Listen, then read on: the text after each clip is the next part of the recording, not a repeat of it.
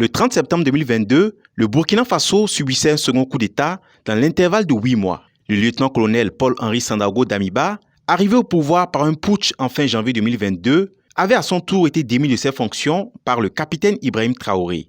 Dès lors, 9 mois se sont écoulés après la prise de pouvoir de ce dernier. Pour recueillir quelques avis sur le bilan de la gestion du capitaine Ibrahim Traoré, nous sommes allés à l'université Joseph Kizerbo où nous avons sollicité l'avis de quelques étudiants sur la question.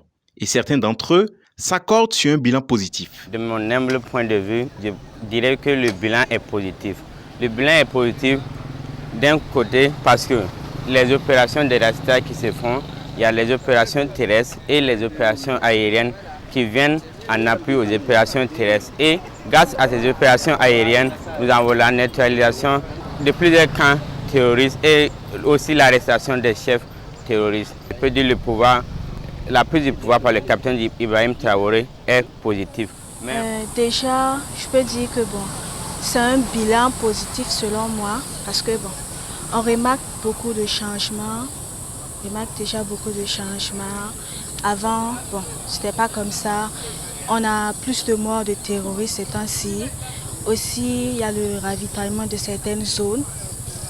Et également, il motive.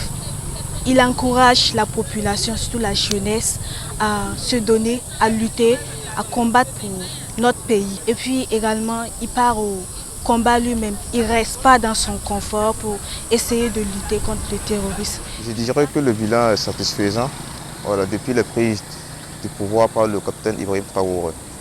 Voilà, on voit que dans un premier temps, quand il a lancé le recrutement des VTP, les gens n'ont pas hésité à adhérer pour le soutenir dans la reconquête du pays, qui est burkinabé. Donc on voit que d'abord le bilan est satisfaisant. Et puis on voit que les gens aussi contribuent de diverses manières pour l'effort de guerre. Les gens aussi n'hésitent pas à l'aider, à passer les informations nécessaires pour qu'il puisse avoir accès à plus d'informations dans la lutte du terrorisme. Pour moi, et à ce qui concerne cette gouvernance, le bilan pour moi est positif. Moi, en ce qui concerne mon village, il fut un moment où c'était inaccessible. Voilà, dans la zone de Kompianga, en venant vers Soudigui et consorts.